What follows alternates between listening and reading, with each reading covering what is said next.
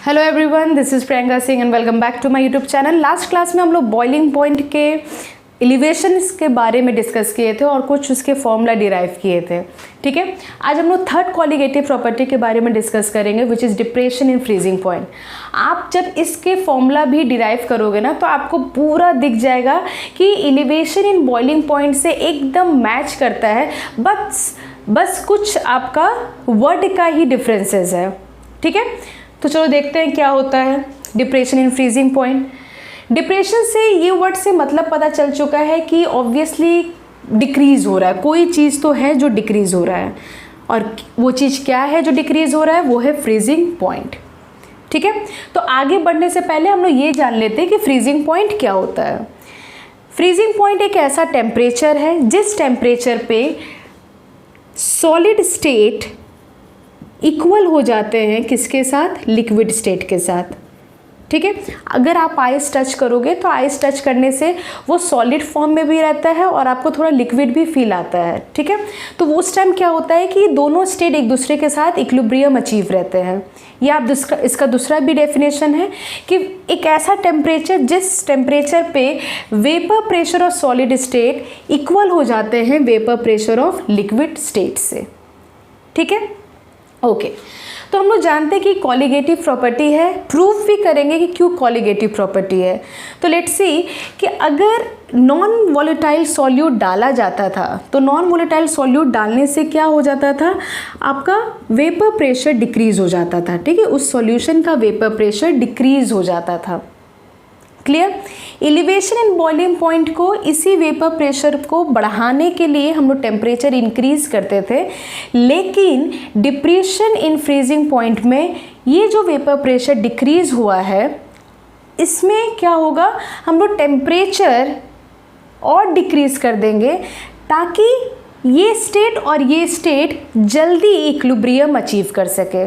ठीक है, आप देखोगे भी, दिखाते हैं किस तरीके से हो रहा है क्या नहीं है।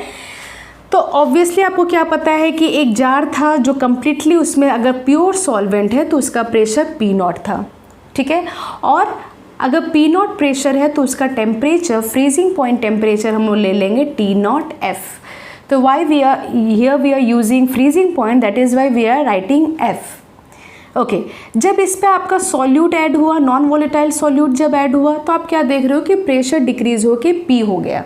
ठीक है, प्रेशर डिक्रीज होके P हो गया और क्या हो गया, उसका टेम्परेचर भी डिक्रीज हो गया, उसका टेम्परेचर भी डिक्रीज हो गया। मतलब हम लोग को ये देखने को मिलेगा कि बहुत लो टेम्परेचर पे ये दोनों स्टेट ईजिली इक्विलिब्रियम अचीव कर पाएंगे, क्योंकि एलिवेशन इन बॉइलिंग पॉइंट में तो हम लोग को एटमॉस्फेरिक प्रेशर से टक्कर लेना था ना, तो इसलिए हम लोग को एलिवेट करना पड़ा। पर यहाँ पे जब देख रहे हैं कि वेपर प्रेशर डिक्रीज होने के कारण लो टेम्परेचर पे ही ये दोनों स्टेट बहुत जल्दी अपने वेपर प्रेशर को इक्वल कर देते हैं। ठीक है, तो इसको, इसी चीज़ को हम लोग ग्राफिकल रिप्रेजेंटेशन में देख लेते हैं कि आखिर ग्राफ में कैसे इंडिकेट है। तो ग्राफ क्या बोलता है, ये हो गया आपका graph, here Vp and here we have temperature. ये आपका हो गया सॉलिड और ये आपका हो गया लिक्विड। ठीक है, ये जो आपका ब्लू पार्ट से मैं सर्कल कर रही हूँ ये आपका हो गया पॉइंट, जिस पॉइंट में ये दोनों स्टेट एक दूसरे के साथ इक्विलिब्रियम में है। तो we can write like this way. तो इस प्रेशर पे, P0 प्रेशर पे ये दोनों स्टेट इक्विलिब्रियम अचीव कर लिए, और किस टेम्परेचर पे, वो आपका टेम्परेचर हो गया T0F। ठीक है, दिस इज प्योर फॉर्म। अब हम लोग क्या कर रहे हैं, इसमें नॉन वोलेटाइल सॉल्यूट डाल दिए। जब नॉन वोलेटाइल सॉल्यूट डाल दिए तो देख रहे हैं कि प्रेशर डिक्रीज हो गया और सॉल्यूशन जो बना वो बहुत ही कम टेम्परेचर में ही सॉलिड स्टेट के साथ अपने आप को इक्विलिब्रियम अचीव करा लिया। तो वो कैसे इंडिकेट होगा, वो कुछ आपका इस तरीक़ा से इंडिकेट हो जाएगा। आप देख सकते हो कि टेम्परेचर पीछे चला गया है। ठीक है, तो ये टेम्परेचर क्या हो गया, पीछे चला गया, इसीलिए इसको डिप्रेशन इन फ्रीजिंग पॉइंट कहते हैं। मतलब नॉन वोलेटाइल सॉल्यूट डालने से वेपर प्रेशर डिक्रीज हो जाते हैं और उस वेपर प्रेशर को डिक्रीज जो हो गया है कम टेम्परेचर पे ही वो सॉल्यूशन के साथ आपका इक्विलिब्रियम अचीव कर लेंगे। ठीक है। तो this is we have in a depression in freezing point in a graphical representation. अब हम लोग आते हैं मैथमेटिकल इक्वेशंस में। प्लीज़ ग्राफ के पॉइंट पे आप अपने वीडियो पॉज कर लीजिए और इस ग्राफ को नोट कर लीजिए, ठीक है। नाउ मैथमेटिकल इक्वेशंस क्या है, आप देख रहे हो कि del T F means the change in temperature या डिप्रेशन इन टेम्परेचर, क्या कह सकते हैं, T not F. T not F आगे लिखा था और टी एफ जो है पीछे होगा, क्योंकि टी एफ कम हो गया है टी नॉट के एफ के जगह पे, ठीक है। नेक्स्ट हम लोग प्रूव करते हैं कि क्यों depression in freezing point colligative property है। देखा गया कि ये जो भी डिप्रेशन हुआ ये किसके कारण हुआ, अरे भाई ये नॉन वोलेटाइल सॉल्यूट के कारण हुआ। ये गया अंदर, इसलिए ये जैसे हम डिज़ोल्व किए ये किसको चेंज कर दिया, प्रेशर को चेंज कर दिया, और ये प्रेशर को ओवरकम करने के लिए ही टेम्परेचर में चेंजेस आया। तो देखा गया कि हाँ, नॉन वोलेटाइल सॉल्यूट के कारण ही डिप्रेशन इन फ्रीजिंग पॉइंट हुआ है। इसीलिए हम डिप्रेशन इन फ्रीजिंग पॉइंट को कॉलिगेटिव प्रॉपर्टी कहते हैं, क्योंकि कॉलिगेटिव प्रॉपर्टी किस पे डिपेंड था, number of a solute particle, ठीक है। नेक्स्ट फर्दर हम लोग जानते हैं, ये हम एलिवेशन इन बॉइलिंग पॉइंट में भी डिस्कस किए थे, जहाँ पे वो मोलैलिटी के साथ प्रोपोर्शनल था, यहाँ पे भी ये मोलैलिटी के साथ प्रोपोर्शनल है, क्योंकि ये ऐसा स्ट्रेंथ है जहाँ पे सॉल्यूट और सॉल्वेंट दोनों को रिलेट किया गया, उनके मासेस को रिलेट किया गया है। तो अगर आप इसको हटाओगे तो आपको यहाँ मिल जाएगा K F. What is K F? K F is called as a cryoscopic constant. क्या है? क्रायोस्कोपिक कॉन्स्टेंट या molar depression constant, molar depression constant. Clear? तो ये आपके फॉर्मूला है, पहले फॉर्मूला ये बन गए, दूसरे फॉर्मूला ये बन गए, इससे आपके गिव रीजंस आते हैं। नेक्स्ट फॉर्मूला हम लोग आते हैं के एफ का, ठीक है। अगर ये फॉर्मूला आप ध्यान से देख रहे हो तो आपको दिखेगा कि एलिवेशन इन बॉइलिंग पॉइंट का भी लगभग यही फॉर्मूला है, बस एफ की जगह पे बी आ गया है, ठीक है। के एफ कैसे निकलेगा देख लेते हैं। के एफ का फॉर्मूला हो गया M R T not F का whole square del H F into 1000 and another we have M, यहाँ पे सिर्फ आर रहेगा, टी नॉट एफ का होल स्क्वायर यहाँ पे एल एफ इंटू 1000, ठीक है। तो ये आपका के एफ निकालने का फॉर्मूला हो गया। Clear?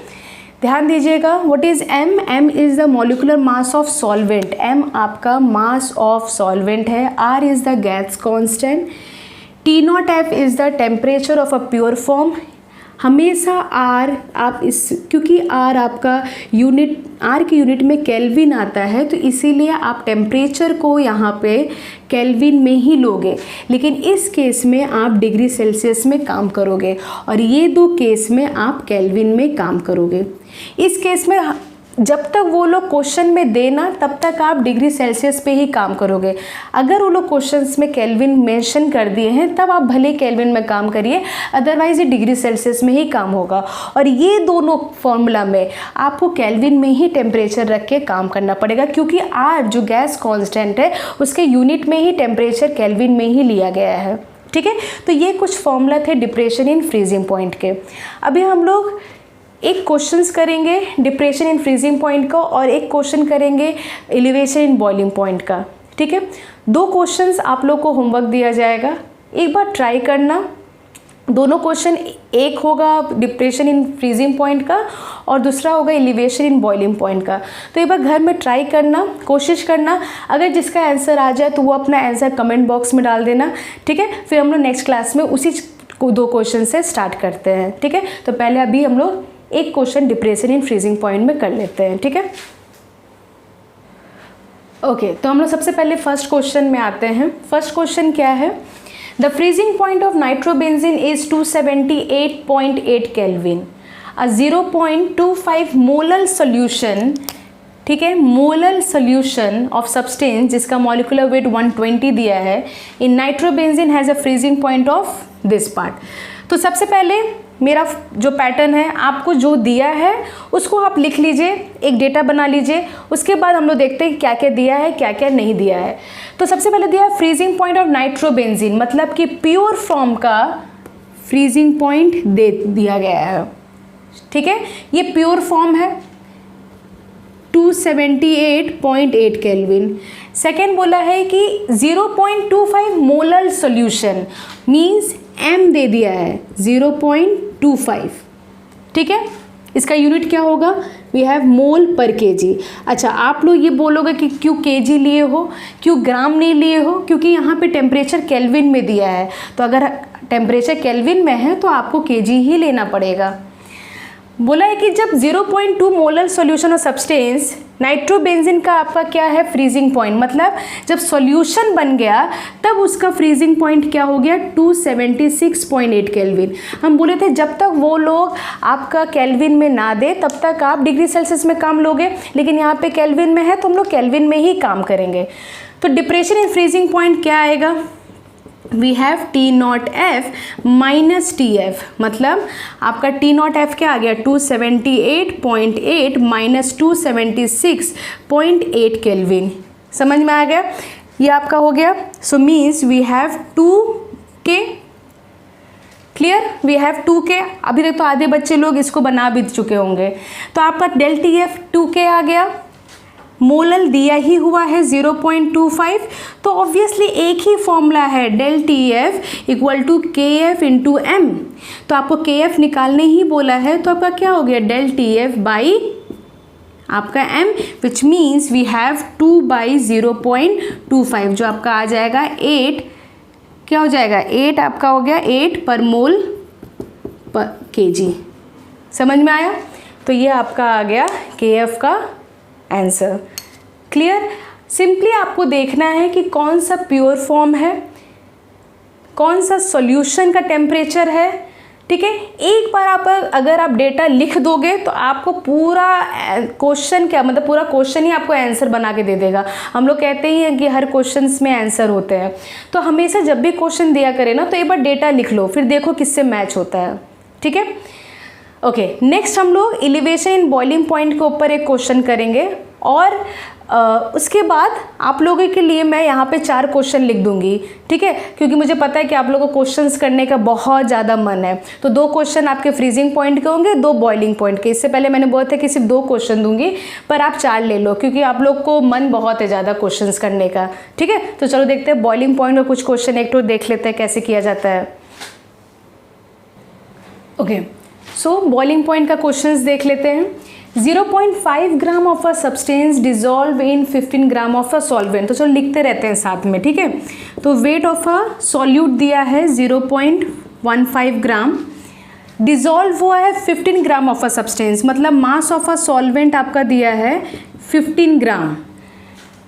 It is boiled at a temperature higher by, see this, यहाँ पे लिखा हायर बाय, मतलब ये क्या दिया है, ये एलिवेशन डायरेक्टली दे दिया है, ये आपका डायरेक्टली एलिवेशन ही दिया है, डेल TB ही दिया है 0.216। ठीक है, 0.216। Then that of a pure solvent, what is the molecular mass of a substance, जिसमें KB का वैल्यू भी दे दिया है। तो आपको ये फॉर्मूला पता ही है, क्योंकि वेट और मॉलिक्यूलर वेट दे दिया है, तो ऑब्वियसली हम लोग इसी फॉर्मूला से ही काम करेंगे। ठीक है, M को ओपन कर दो, इसका कंप्लीट फॉर्मूला लिख दो, KB into weight by molecular weight of a solute into 1000 by mass of solvent. ठीक है, into 1000 by mass of solvent. Now put this thing, del TB के वैल्यू की जगह पे 0.216, KB के जगह पे आपको 2.16, वेट आपका दिया है 0.15, यही आपका molecular weight of a solute पूछा है, into 1000 by mass of a solvent आपका दिया है 15 ग्राम। जब आप इसको कम्प्लीटली सॉल्व करोगे तो आपका आ जाएगा 100 ग्राम आंसर।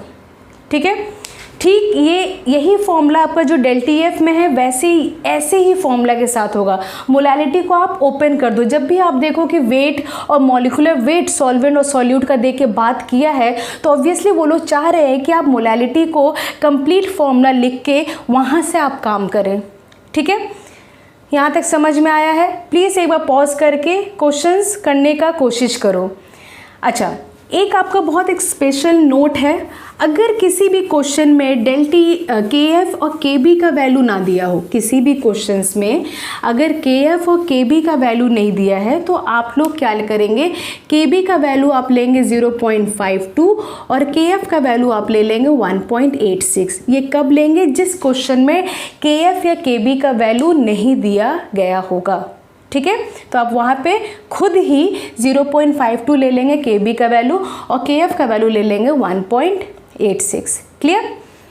ओके, अब मैं आप लोग को 4 क्वेश्चंस दूंगी, वो चारों क्वेश्चंस को आप लोग को सॉल्व करना है और जिसका भी आंसर आ जाए वो कमेंट बॉक्स में आप आंसर लिख दीजिएगा। ठीक है,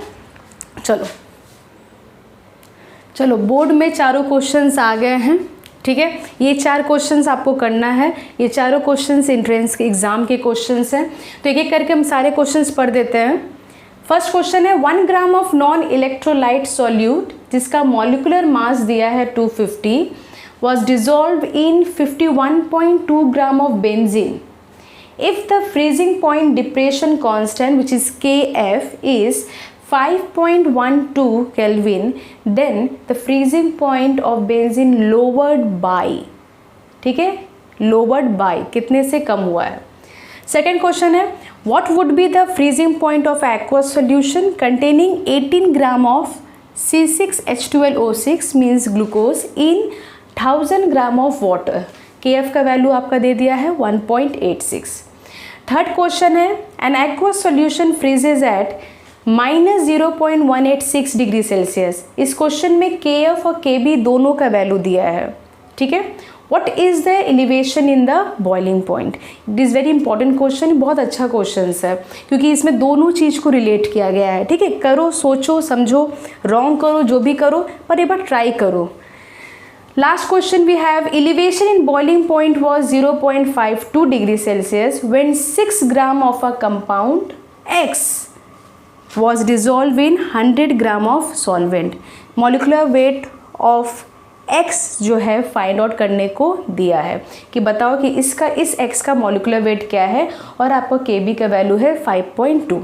ठीक है, तो ये 4 क्वेश्चन हैं और मैं चाहती हूँ कि आप लोग ये चारों क्वेश्चंस को बनाइए, कमेंट बॉक्स में इसका आंसर लिखिए। डेफिनेटली हम रिस्पॉन्ड भी करेंगे आपका कमेंट बॉक्स में। ठीक है, नेक्स्ट वीडियो में हम लोग इसी 4 क्वेश्चन से स्टार्ट करते हैं। Till then do like, share and subscribe to my YouTube channel. Thank you so much.